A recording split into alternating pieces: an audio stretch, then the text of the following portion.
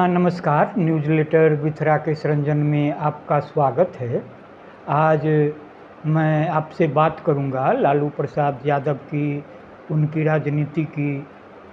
तो आपको बता दें कि लालू प्रसाद यादव का परिवार बेनामी संपत्ति के जिन मामलों को लेकर राजनीति में तूफान उठा हुआ है, वे कोई नया नहीं है। सार्वजनिक रूप से इनके खुलासे की शुरुआत तकरीबन 6 साल पूर्व 2017 में हुई थी। कुछ मामलों का उससे पहले भी, बाद के दिनों में इसका आकार और प्रकार बढ़ गया। इन खुलासों के आलोक में सीबीआई, आयकर विभाग और ईडी की रुक रुक कर हो रही कार्रवाई ने लालू राबड़ी परिवार के संकट को बहुआयामी बना दिया है।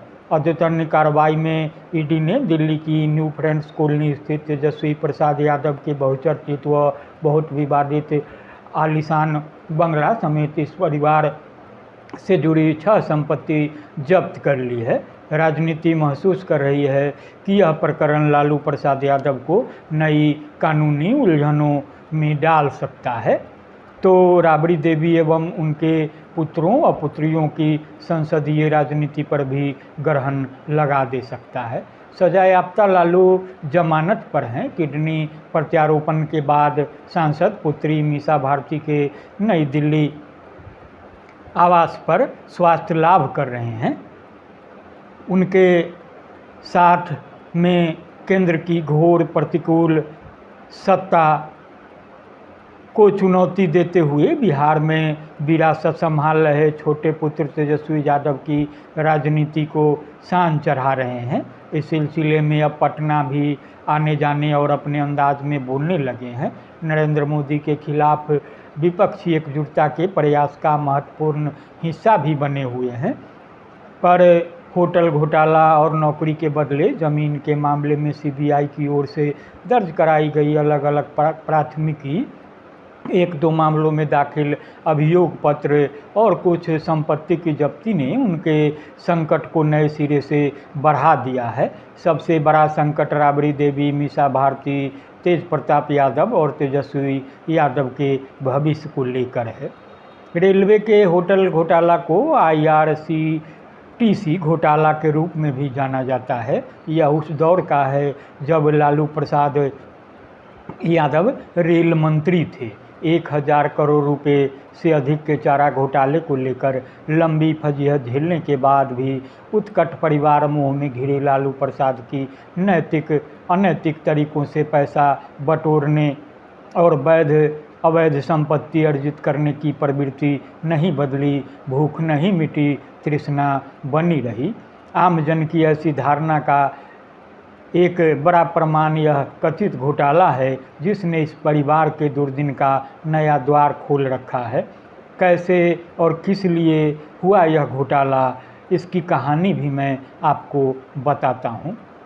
लालू प्रसाद को मई 2004 में डॉक्टर मनमोहन सिंह के नेतृत्व वाली संयुक्त प्रगतिशील गठबंधन की सरकार में रेल मंत्री की जिम्मेदारी मिली थी।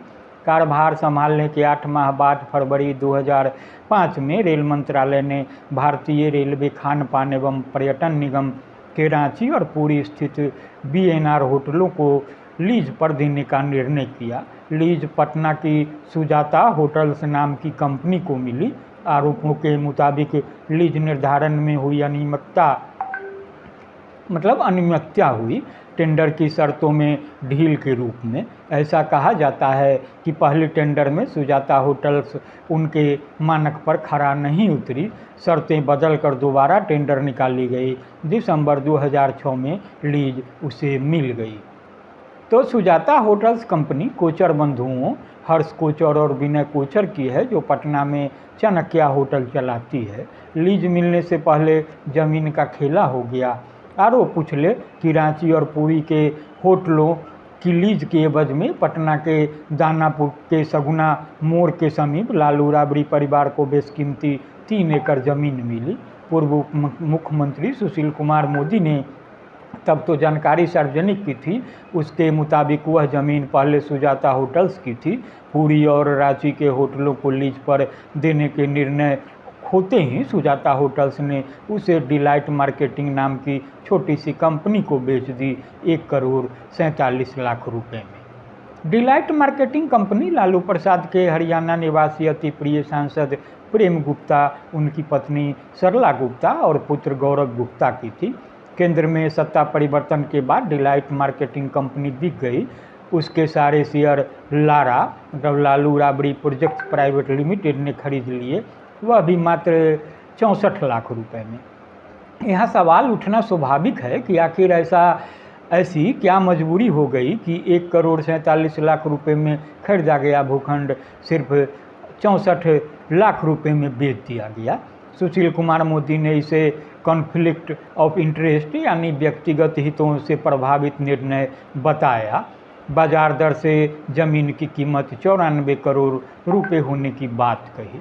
उसी भूखंड पर कथित रूप से 750 करोड़ की लागत से लालू राबड़ी परिवार का बिहार का सबसे बड़ा मॉल बन रहा था। राजद के ही तत्कालीन विधायक अबू दोजाना की निर्माण company meridian construction India limited बना रही थी आधा आधा की हिस्सेदारी पर। लारा प्रोजेक्ट प्राइवेट लिमिटेड की मालकिन राबड़ी देवी तेजस्वी प्रसाद यादव हैं। तब औने पौने में डिलाइट मार्केटिंग से भूखंड खरीदने के आरोप उछले थे। प्रेम चंद गुप्ता ने कानूनी तौर पर हालात को साफ किया था, कहा था कि डिलाइट मार्केटिंग की होटल व्यवसायी से ज़मीन की खरीदारी गैरकानूनी नहीं थी। इसी तरह लालू परिवार के सदस्यों की डिलाइट मार्केटिंग के शेयर की खरीदारी भी गलत नहीं थी। प्रेमचंद गुप्ता का यह भी कहना रहा कि लालू प्रसाद की पत्नी, पुत्रियों व पुत्रों को उसका डायरेक्टर बनाना, कंपनी पर उनका स्वामित्व होना भी गलत नहीं है, परंतु जांच में सीबीआई को संभवतः ये तमाम बातें बनावटी लगी। फिर मामला भ्रष्टाचार तक सिमटा नहीं रह गया, बेनामी संपत्ति, मनी लॉन्ड्रिंग, कालाधन आदि से जुड़ गया। जांच के काम में ईडी का भी प्रवेश हो गया। सीबीआई और ईडी ने 2018 में भ्रष्टाचार एवं आपराधिक षड्यंत्र का मामला दर्ज किया। संबद्ध अदालत में अभियोग पत्र भी दाखिल हो गया। आरोपितों से पूछताछ, आवासों व अन्य ठिकानों पर छापा, तलाशी आदि का सिलसिला चल पड़ा। मनी लॉन्ड्रिंग का मामला दिल्ली के पटियाला हाउस स्थित ईडी की विशेष अदालत में चल रहा है। इसी बीच लालू परिवार के लिए बड़ी राहत की बात रही कि 28 जनवरी 1919 को इस अदालत से राबड़ी देवी और तेजस्वी प्रसाद यादव को नियमित जमानत मिल गई। तो आपको बता दें कि समकालीन तापमान बिहार से प्रकाशित प्रतिष्ठित मासिक पत्रिका है। इसने लंबे प्रकाशन का रिकॉर्ड बनाया है। इसके संपादक हैं अविनाश चंद्र मिश्रा। अविनाश चंद्र मिश्रा के संपादन में तापमान live.com वेबसाइट भी संचालित है, जिसकी खास विश्वसनीयता है। इस साइट पर नज़र लग जा सकता है ग्रहण संसदीय राजनीति पर शीर्षक से रिपोर्ट जारी की गई है। यह रिपोर्ट विष्णुकांत मिश्र की है। इसे वहीं से साभार लिया गया है। इसे हम कड़ी के रूप में आपको परोसेंगे। तो यह रही आज की पहली कड़ी। आप इसे सुने और गुने। तो नमस्कार।